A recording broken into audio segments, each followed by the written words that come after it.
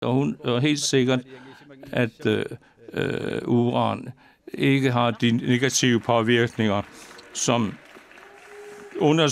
hidtidige undersøgelser har vist. Det var så partiernes svar. Anja Reimer, næste spørgsmål. Et øget samarbejde mellem partierne, er det noget, I vil samarbejde, eller er det noget, vi arbejder for? Vi har hørt, at I peger i forskellige retninger. Hvordan kan I samarbejde? I vores parti er det helt sikkert vores faste mål, at vi i forhold til tidligere må søge samarbejde. Vi kan jo høre, at man på forskellige områder ønsker at samarbejde.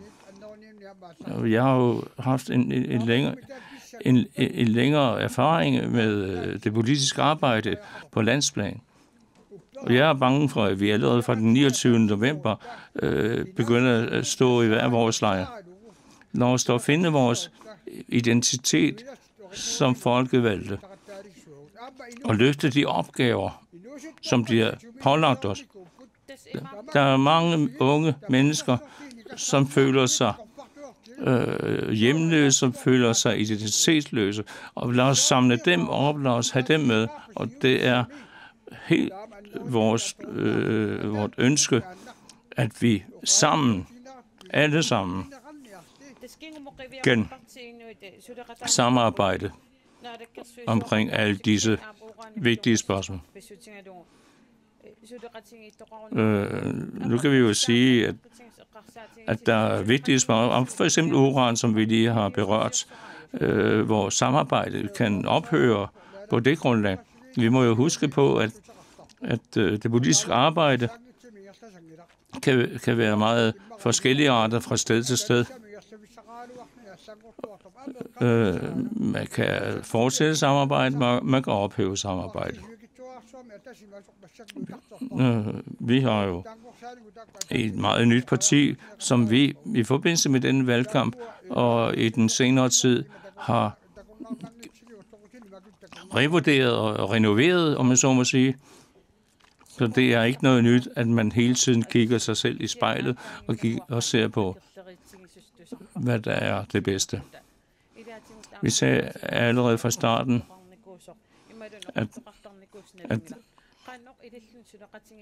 at dette samarbejde måske kan være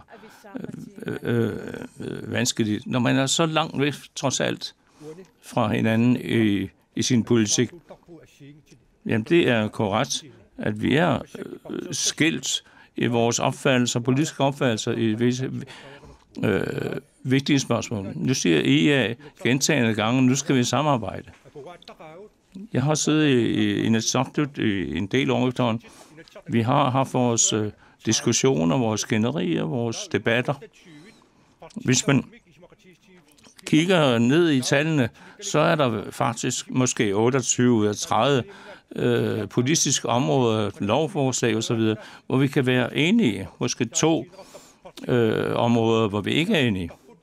Vi har mange områder, hvor vi bliver enige om tingene gennem samarbejde, gennem samtaler. Men vi kan mærke, at befolkningen virkelig har brug for dette samarbejde, og det er vi helt med på. Med andre ord, så Siumut og IA, I har jo siddet i hver sin lejr med hensyn til spørgsmålet om uran, med henblik på det spørgsmål, der blev stillet. Jeg mener, det er afgørende at nævne, at vælgerne bliver ved med at har sagt mange gange, at vi skal have nye ansigter ind i det politiske kamp. Naturligvis, uanset hvad, så må vi jo respektere det flertal, der måtte vise sig. Men det, der er vigtigt at sige også, at der er mange borgere, som ikke føler trygge, fordi dette samarbejde har manglet hidtil.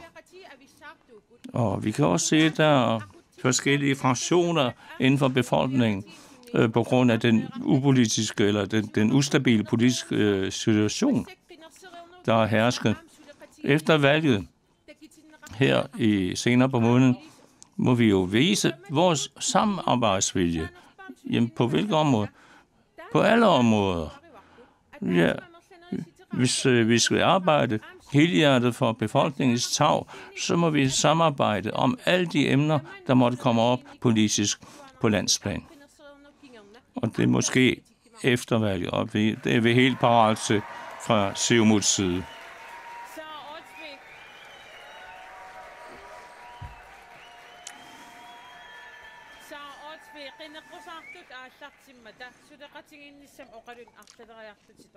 Så også du har flere gange sagt siden valgkampen, som har du snakket flere gange om samarbejde omkring uran, omkring ensprissystemet.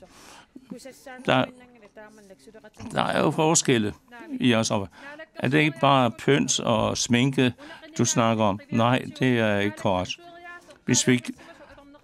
Hvis vi kigger på det den sidste valgperiode, der har det i de vigtige spørgsmål været vigtigt, at hvis man skal bruge den rigtige regeringsførelse, at de partier, der sidder ved magten, inviterer andre partier ind i en dialog og en debat om de spørgsmål, der er vigtige for os. At man har en åbenhed over for de andre partier, over for oppositionen, over at være lydhør over for oppositionen, og det er det, vi gerne vil indføre. Vi kan godt tage uran som eksempel. Jeg mener absolut, at koalitionen sagde fra talerstolen i sådan, at man ville lave en folkeafstemning i Sydgrønland omkring uranspørgsmål. Og jeg mente absolut, det var en god idé, så det var dog noget nyt hos Siumut og koalitionen. Så derfor må vi hele tiden også vende tilbage til, at vi i denne valgperiode, som nu snart er slut, må vi se i øjnene, at det flertal, som koalitionen hele tiden er blevet brugt, for ikke at sige misbrugt i gåseøjne, uden at involvere andre partier eller opposition. Lad mig først sige, 2000 fra 5 har disse diskussioner og disse beslutninger foregået på samme måde. Alle disse diskussioner har altid fundet. IA skal begynde at finde nye måder at samarbejde på. Vi kan jo se, hvordan man under det forrige naalakkersuisut havde nogle beslutninger, som blev taget fra dag til dag omkring begrænsninger, omkring åbninger. Vi lave folkeafstemning omkring uran. Jeg kan ikke sige det nu. Hvad er det for en grænse, vi ønsker at lægge på spørgsmålet om uran? Hvad er det for en procentgrænse? Vi kan sagtens være med. Vi kan sagtens være med i at etablere en grænse. Okay, nul-tolerancen har vi afskaffet. Hvad gør man i andre lande, i de politiske systemer? Der lægger man forskellige begrænsninger og siger, det er hertil, vi går, og ikke længere.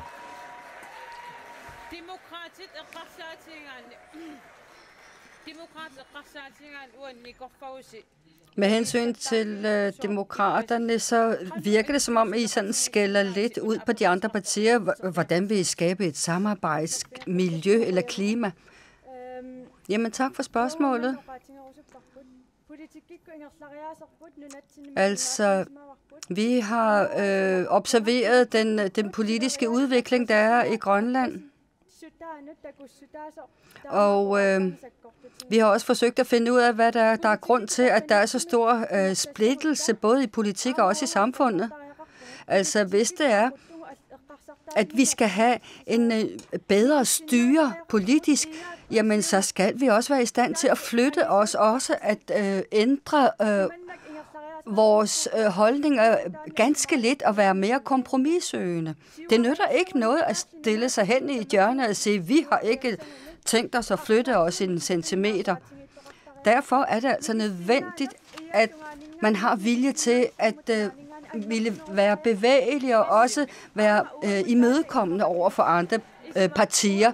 Og det samme gælder. Det er jo en tradition, vi har i vores parti. Fordi vi har aldrig lukket af for, at man kan ændre holdning. Vi ved jo, at dagens Grønland, jamen ting ændrer sig. Vi skal altså gøre op med, at man engang har taget et standpunkt, uden at kunne tage et nyt på et senere tidspunkt. Fordi jeg mener, det vil styrke samfundet, hvis det var, vi var i stand til at ændre vores holdninger hen ad vejen. Altså, nu har jo under forskellige valgkampe lukket af for et samarbejde med Siumut fra demokraternes side.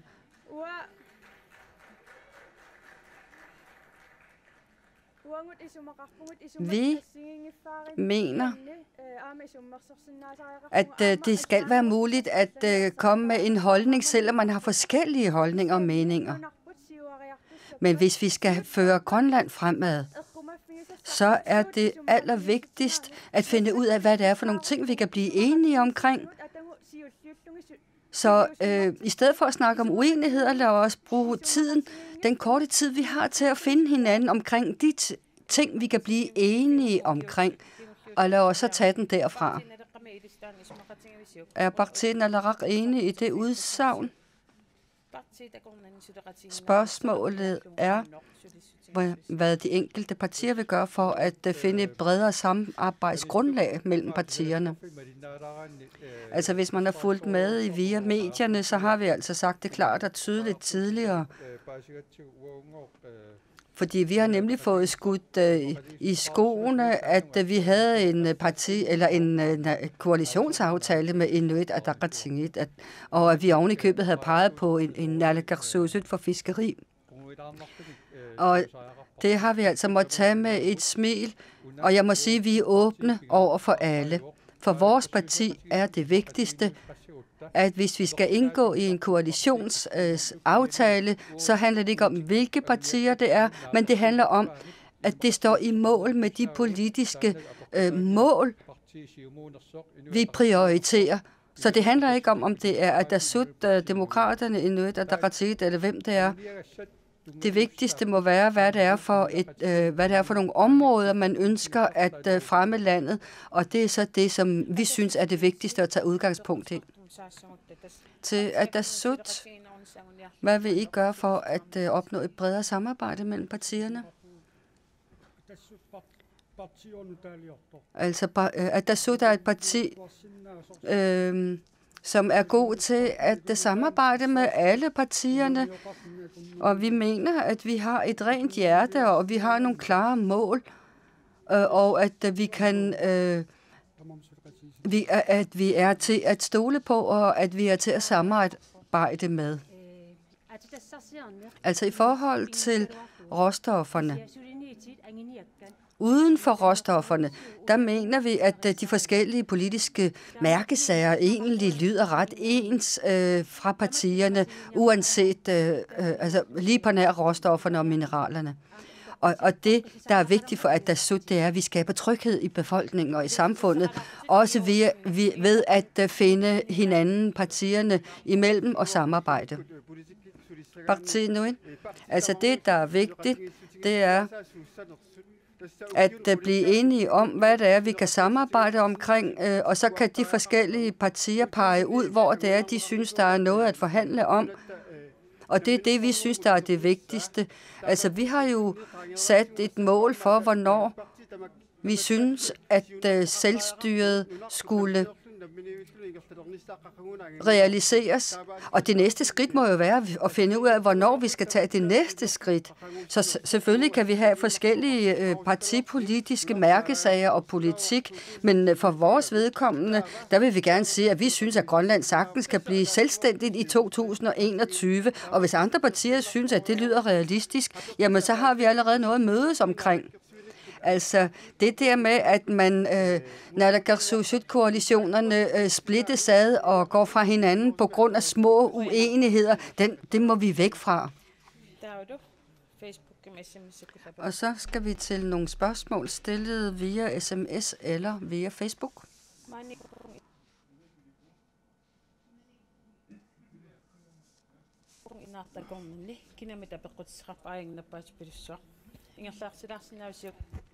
Der er spørgsmål fra tilhørerne.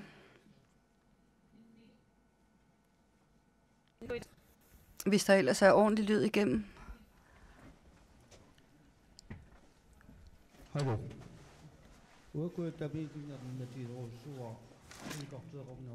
Altså, jeg er bekymret omkring helikopterbeflyvningerne. Det er, man ændrer fra år til år helikopterbeflyvningen her i Sydgrønland. Vi ved, at der er stor is i perioder.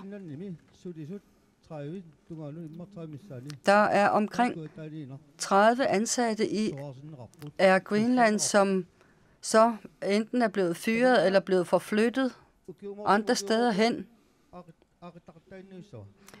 Vil det sige, at man laver årlige løsninger hvert eneste år og ændrer på situationen? Vi ved, at Grønland er kæmpe stort, og det er begrænset, hvad vi kan kreere af forskellige ting, både økonomi, men også fordi vi har et begrænset befolkningsantal. Altså, man tænker I på, at den der procentvise fordeling, der er mellem altså kystsejlads og også lufttrafikken? Nej, det er helikopterbeflyvningen, jeg snakker om. Der laver man fartplaner en gang om året. Mener du, at det bør være flere år i fartplaner? Ja, og også varige arbejdspladser sådan, så de enkelte ansatte ikke skal frygte for deres afskedigelse året efter. Det er rigtigt, at servicekontrakterne for Sydgrønland er blevet forlænget med 1 år på grund af udskrivelsen af nyvalget. Men det der med, at helikopterbeflyvningen skal planlægges fra år til år. Jamen, det er et fint spørgsmål, du kommer med, og der er rigtig mange relevante spørgsmål, der også omhandler manglende arbejdspladser fra hjemmehørendes side. Nu er det jo sådan, at man indgår servicekontrakter med selvstyret om beflyvningen. Men i forhold til, at uanset om man ændrer på servicekontrakterne eller ej, så koster det 20 millioner kroner om året for Grønland. Og jeg mener altså, at vi er for svage til at tage de store, gode beslutninger. Og det hele går ud over den hjemmehørende Royal Greenland og flere andre ting. Jamen, det, der bliver spurgt om, det er, om der skal arbejdes med servicekontrakter flere år i servicekontrakter, også hvad angår det at have tryghed i ansættelsen ved Air Greenland. Jamen, vi mener, at SIK, lønmodtagerne og arbejdsgiverne bliver nødt til at indgå nogle aftaler, som ikke skader det arbejdende folk og dem, man forhandler på vegne af. Altså fra Inuit Ataqatigiit er vi selvfølgelig også interesseret i og også vil samarbejde omkring driften af en vedvarende flytrafikstruktur. Og vi mener, at man sagtens kan få nogle bedre servicekontrakter, hvad angår beflyvningen, men også hvad angår kystsejladsen, især i Sydgrønland. Fordi det er igennem flere år blevet sagt, at hvor frustrerende kystsejladsen er i Sydgrønland. Og vi mener, at man må koordinere luft- og havsejladsen meget bedre. Og det kunne måske gøres via servicekontrakterne, sådan så man indbygger forbedringer, og ikke bare i Sydgrønland, men også længere nordpå. Fordi der har man også problemer med tilstrækkelige kystsejladsmuligheder. Vi mener, at vi må lede efter den optimale løsning, hvad angår serviceringen af borgerne, og det skal altså indarbejdes i de servicekontrakter. Fordi vi mener, at vi skal have en struktur, der passer de enkelte regioner, og hvor man også regionsvis sidder med et større ansvar for driften af tingene. Så hvis det er jer, der bestemmer Inuit Ataqatigiit, vil I så komme med en struktur, der kun til dels tager hensyn til helikopterbeflyvningen? Jamen, det nytter ikke noget kun at have halve løsninger, fordi hvis vi tænker på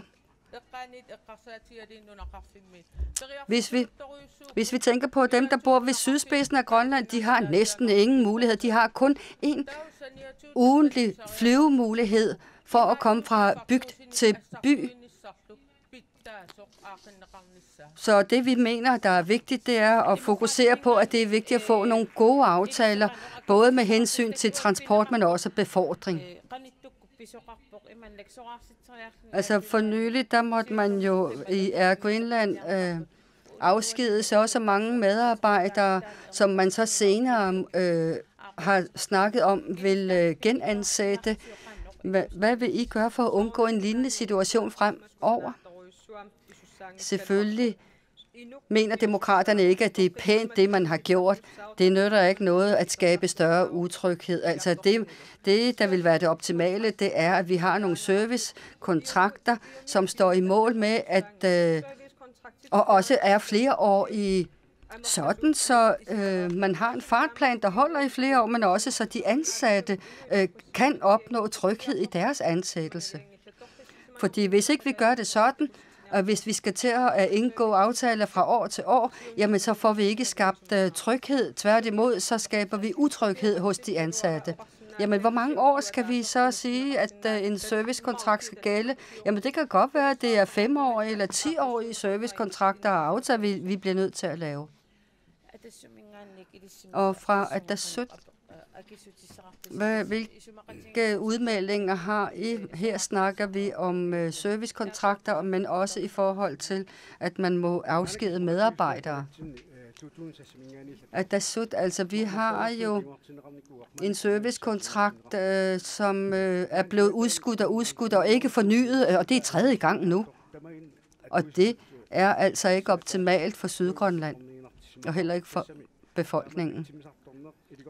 Altså det, vi synes fra Atassut, er, at 75%, som er kystsejlads, mens de resterende procent er luftbefordring.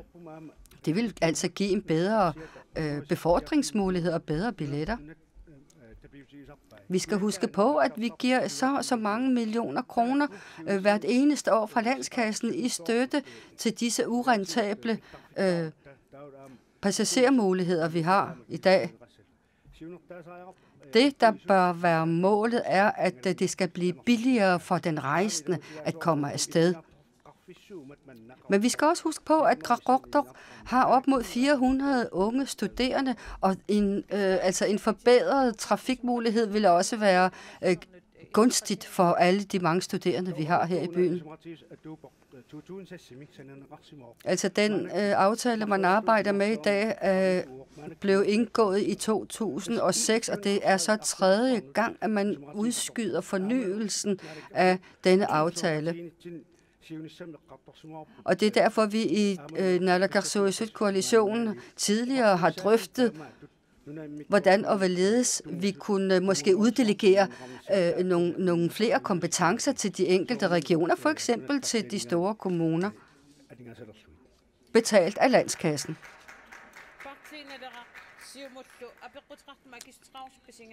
Vil Partii Naalakkersuisut vi komme med en udmelding? Fra Partii Naalakkersuisut tager vi udgangspunkt i, at altså vi har jo en gammel ordning, når vi indgår servicekontrakter. Det er forældet måde at gøre det på. Vi har altså nogle servicekontrakter, der har en værdi af så og så mange millioner for samfundet. For eksempel koster det 2.000 kroner at flyve imellem Qaqortoq og Narsarsuaq, så ud over at det koster noget for den enkelte rejsende, jamen så kommer landskassen også og giver både tilskud og støtte til de billetter, fordi det er i forvejen et område, som ikke er rentabelt, og derfor bliver vi nødt til at have støtte fra landskassen. Altså hvis det var vi bragte nytænkning inden for lufttrafikken her, så kunne vi jo måske se billigere billetter, som måske kun vil koste 600 kroner for den samme strækning, der koster 2.000 kroner. Altså vi synes ikke, det er nødvendigt at blive ved med at indgå nye servicekontrakter, hvis ikke man kan fremvise nogle billigere billetter og nogle bedre vilkår. Så derfor lad os lave noget helt nyt. Lad os lave en helt nyt aftalegrundlag og nogle nye servicekontrakter, så alle har råd til at komme ud og sejle og også overkomme og betale billetpriserne. Vil det ikke være det allernemmeste? Det vil jo være den billigste for landskassen. Og det vil også være billigere at kunne transportere gods, lige så vel som det vil blive billigere at befordre personer. Så nemt kan det egentlig gøres, hvis man vil. Hvad mener Siumut? Altså inden for turismen, der har vi indhøstet mange erfaringer i forhold til de mangelfulde og ikke fremad og ikke længerevarende aftaler. Det har altså en negativ effekt for os, og siden har vi jo set, at man blev nødt til at afskede så mange mennesker, som man så igen måske er ved at genansætte. Men det vi skal huske, det er, at Air Greenland, de modtager 121 millioner kroner hvert eneste år for at beflyve via servicekontrakten. Vi kan ikke lave 2-3-årige planer for turisterne og for turisternes ankomster, fordi vi bliver nødt til at se på servicekontrakterne, som skal fornyes hvert eneste år, og derfor kan vi ikke lave flereårige aftaler eller planer. Og derfor må vi altså forbedre det inden for de her områder og gøre det lidt mere gunstigt og bedre at overskue. Så hvis det er, at vi får en lufthavn, som kan tage fastvingede fly, så vil det have en utrolig gunstig virkning inden for mange forskellige områder. Så derfor så bliver man altså nødt til at have nogle flereårige planlægninger i stedet for.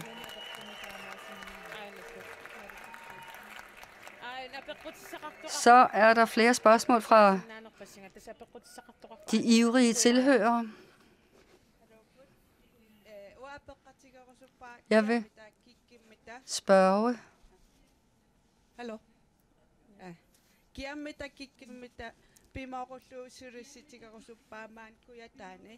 Hvem vil arbejde for, at der i Sydgrønland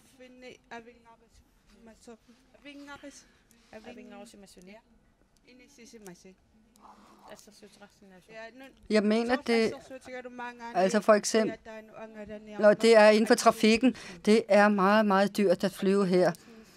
Hvem vil arbejde for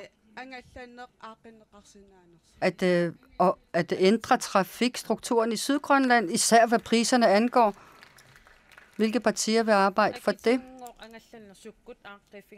Og hvordan kan man opnå billigere billetpriser? Fordi det er altså dyrt med helikopterflyvningerne.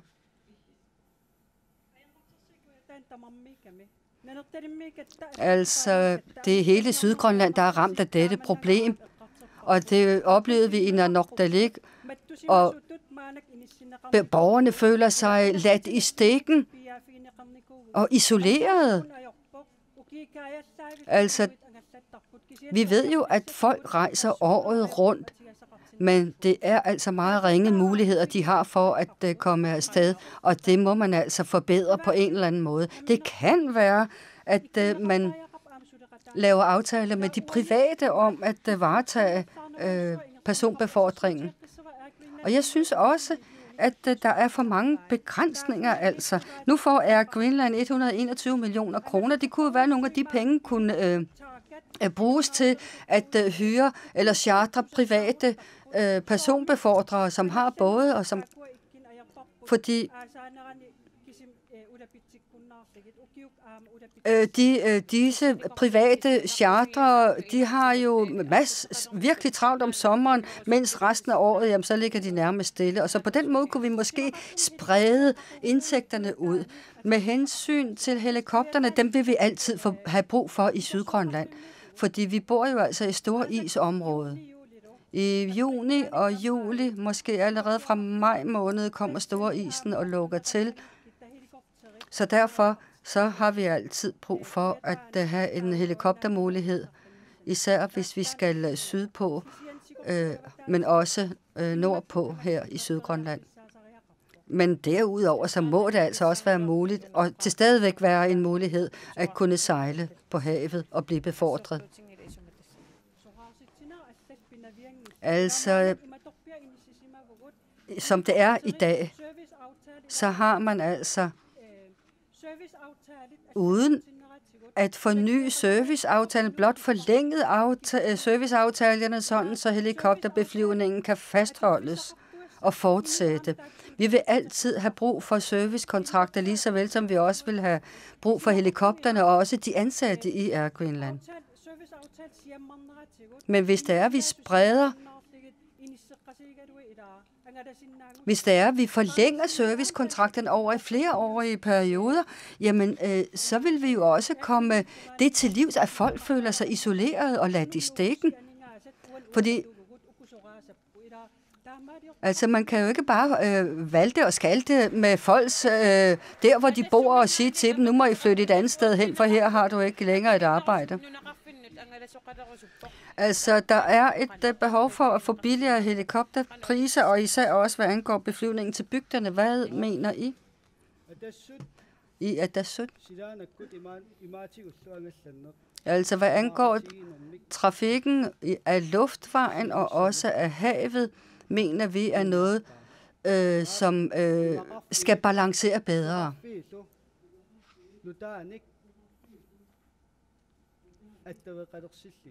Og det betyder også, at vi bliver nødt til at få nogle nye forbindelser til både bygder og byer. Så hvis der kommer en lufthavn i Qaqortoq,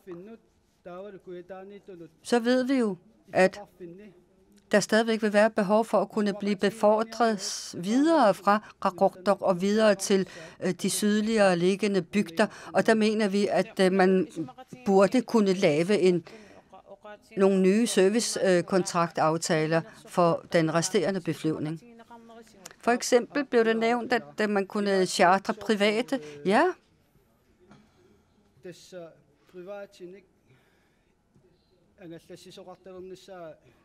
Så det der med at chartre private, det kan vi sagtens være enige omkring, og det er også blevet sagt fra Siumuts side, at man skal have en bedre balance i forhold til personbefordring og transport, både af luftvejen og også af kystvejen, eller hvad hedder det, af havets vej. Mener I, at det er noget, som vil kunne indarbejdes i de servicekontrakter? Nu er det ikke kun Sydgrønland, men hele Grønland, vi snakker om. Altså lad os lige tage udgangspunkt i Narsarsuaq.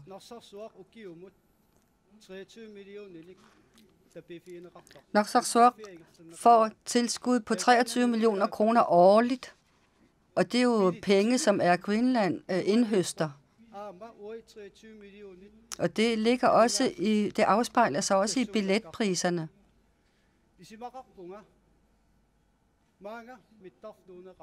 Altså, hvis man flytter lufthavnen hertil,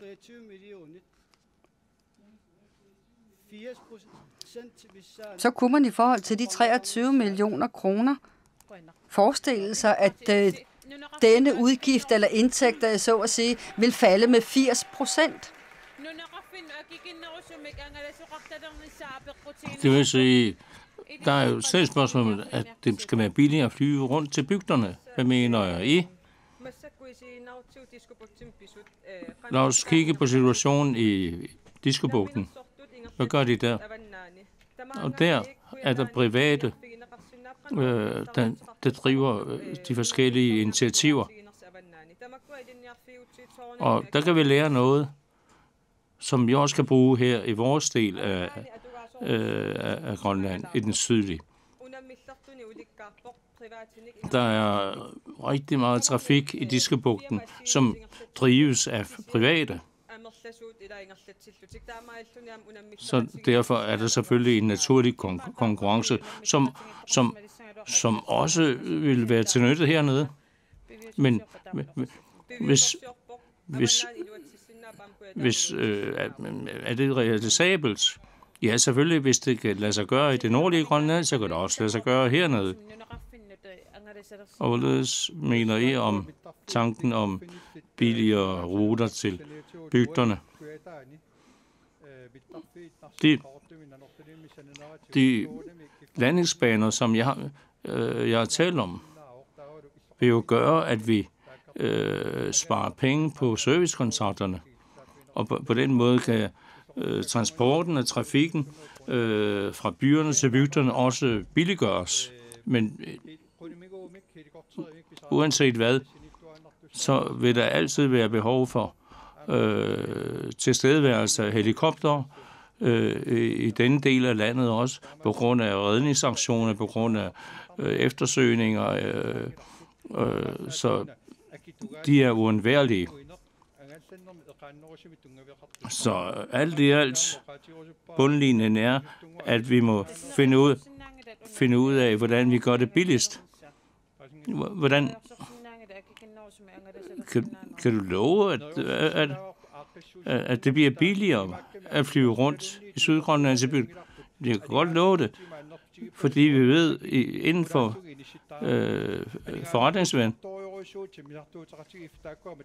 og så må vi jo være i stand til at dække de udgifter, der er forbundet med den virksomhed, som vi kører. Og vi ved, at hele luftfarten er en meget dyr forretning at køre. Og hvis vi kigger på Air Greenland, Royal Greenland for eksempel, der kan vi se, at den årlige udgift til servicekontrakt er 202.000, og Air Greenland er 606. Og det vil sige, at så mange mennesker ikke har råd til selv at rejse rundt og købe billetter. Det er kun dem, der er bedre bemidlede, der har råd til at betale deres egne billetter. Vi kan fra IA godt forstå, at der også selvfølgelig og naturligvis eksisterer behov i de yderdistrikter og i bygderne for at have lettere adgang til transport. Og vi ved, at der er mange, der sejler rundt fra sted til sted. Det kan være meget farlige sejladser. Vi ved også, at det koster menneskeliv med mellemrum. Og det viser mig, at den ordning, vi har, en ordning, som er passende, som er tilrettet vores barske natur. Og hvis naalakkersuisut i den periode, de har siddet, havde gjort det, og tidligere også havde gjort noget ved det, hvis man havde gjort det arbejde, der er nødvendigt, så ville vi ikke stå i den situation, hvor mulighederne, og at man først bruger helikopter i en yderste nødstilfælde. Og det betyder jo, at priserne stiger. Vi kan jo kun være glade for, at de 20 millioner, som der har været nævnt, skulle bruges til den servicekontrakt, som der er talt om, at vi i dette spørgsmål også i samarbejde med lokalbefolkningen finder frem til en ordning, som kan tilfredsstille de fleste.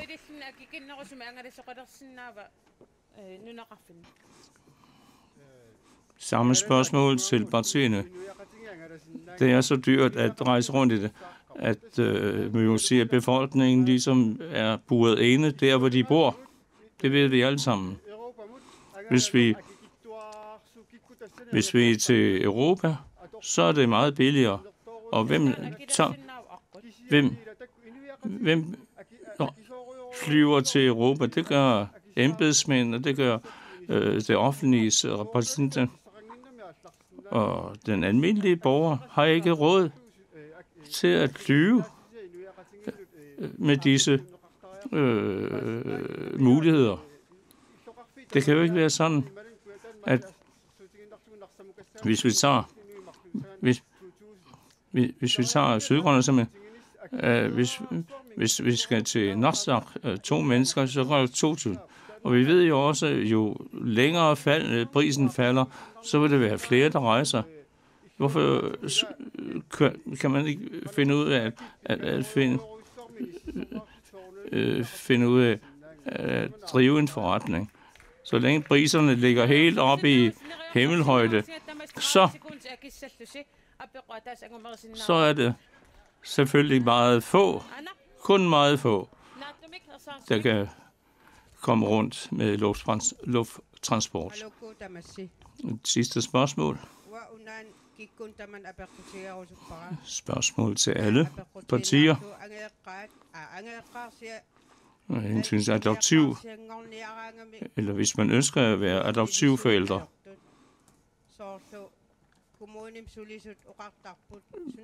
så siger man fra den kommunale administration, at alt skal endevendes undersøges, før man kan få tilladelse til adoption. Vores søn er i øjeblikket adoptivbarn hos forholder, og disse mennesker har desværre et alkoholproblem, og vi bare kigge på, at disse børn bliver belastet yderligere ved at være en familie, der har alkoholproblemer. Demokraterne, meget kort tid. Det er også et interessant spørgsmål. Kravene til mennesker, som ønsker at blive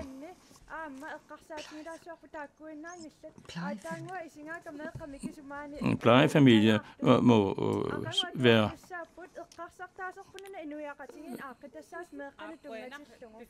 må være bedre forberedt.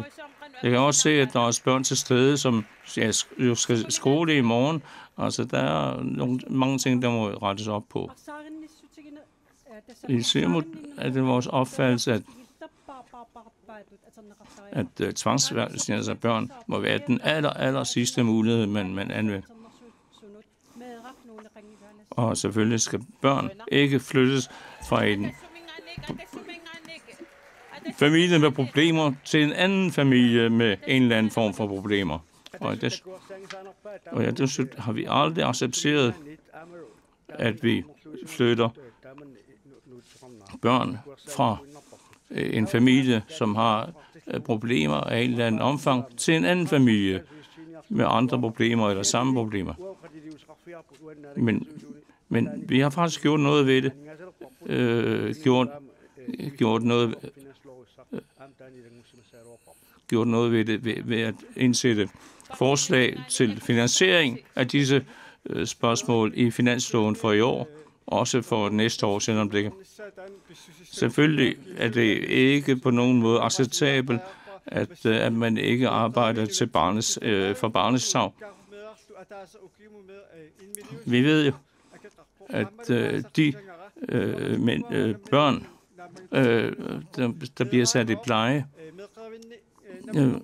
koster samfundet mange penge. Og jeg kender et eksempel på et barn, som har været i pleje, og da vedkommende fylder 18 år, så bliver han kommer ud, og så bliver vedkommende hjemløs. Og vi kan selvfølgelig ikke acceptere, at sådan hændelser, at vi kan se eksempler på det. Der er for mange børn her i vores samfund, som bliver tvangsfjernet eller kommer i pleje. Og det er vigtigt, at vi i den forbindelse også lægger vægt på forældreopdragelse, at man under graviditet forbereder forældrene på, hvorledes det er at kunne kunne opdrage sine børn, kunne sikre deres opvækst.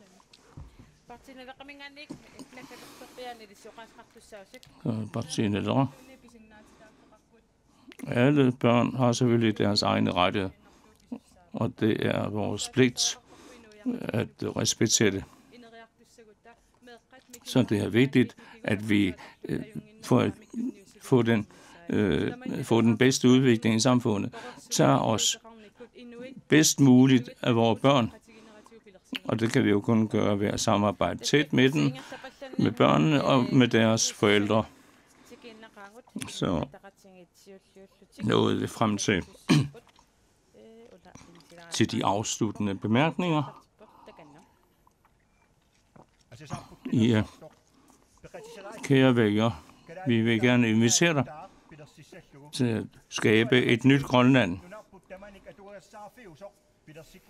Vi vil gerne skabe et Grønland, som vi alle kan være trygge og have det godt i. Vi skal skabe arbejdspladser. Vi skal have koordineret indsats overfor det. Lad os skabe Grønlands fremtid. Ved at skabe et stærkt folk. Vi er fra IA parate til at nå frem til dette sammen med jer. Godt valg.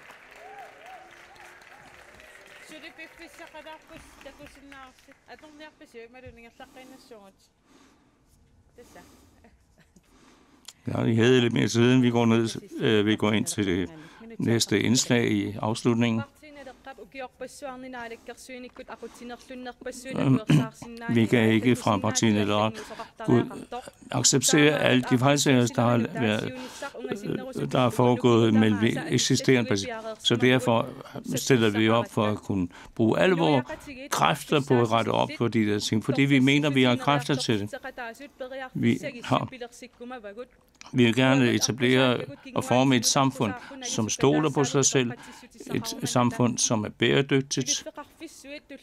Store industriers fejltagelser skal ikke styre os, men vi har virksomheder, som er til for at støtte vores samfund.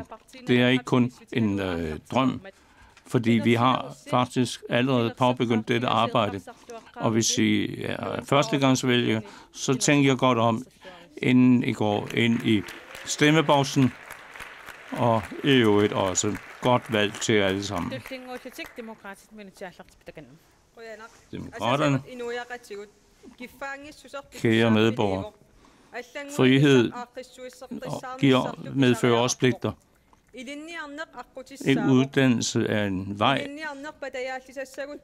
og hvis vi kan sikre og stabilisere uddannelsen, så skal vi starte med folkeskolen. Børnene er vores fremtid. Vi skal styrke folkeskolen. Folkeskolens drift må lave sig. Alle, der søger det. Lærerne, forældrene og børnene må sammen om at tage ansvar. Folkeskolen kan på den måde styrkes gennem et samarbejde mellem alle involverede parter. Det er nødvendigt, hvis vi skal udvikle et harmonisk samfund. Godt valg.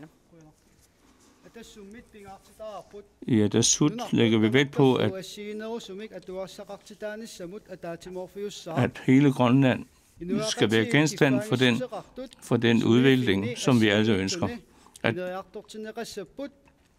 alle skal have mulighed for at kunne få en uddannelse, en erhvervsuddannelse eller en anden uddannelse for at styrke det grønlandske samfund. Og det kan være med fiskeri, gennem forhold. Der skal etableres nye arbejdspladser, nye virksomheder, og det skal ske overalt, både i byerne og Vi vil gerne takke for jeres store interesse for vælgermødet her i Raartok. og rigtig godt valg den 28. november.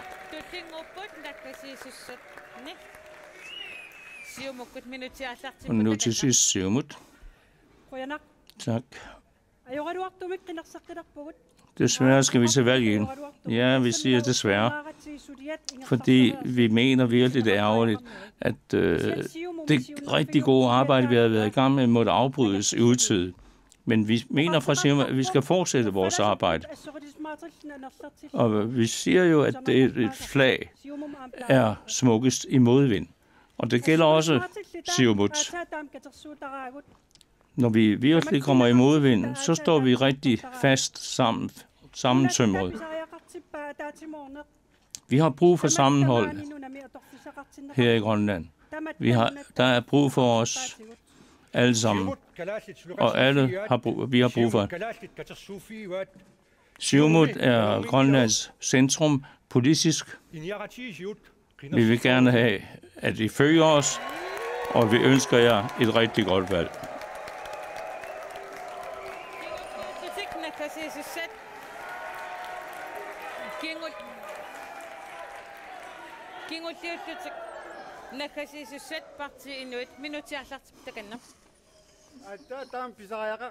Parti Inuit. Aldrig har det været så vigtigt at skulle ændre i samfundets struktur, at vi giver os selv mulighed for at bruge de værdier, som vi sætter højt. Det har aldrig været mere nødvendigt, at vi udvikler vores økonomi. Det har aldrig været så vigtigt, at vi omfavner hinanden og arbejder sammen. I ved jo, hvordan vi bliver kastet ud i skænderier og uenigheder. Vi ved, at vi grønlændere, der virkelig har kvalifikationerne til at få et arbejde, bliver holdt ude.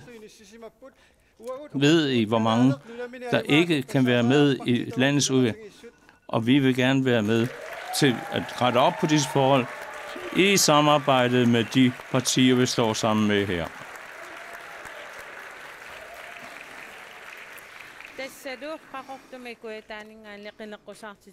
Og så kom vi igennem valgmødet her i Qaqortoq for i aften. Og næste gang er det så fra Narsaq, vi sender i vælgermødet. Og om lidt kommer den danske version af vælgermødet her i Qaqortoq. Tak for i aften.